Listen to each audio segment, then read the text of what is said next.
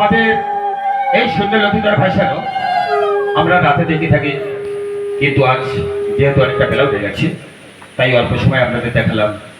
আর এই অল্প সময় দেখানোর মধ্যে দিয়ে যদি কারোর ভালো লেগে থাকে 2 টাকা 5 টাকা 10 টাকা যে যেমন পারবে দান করবেন।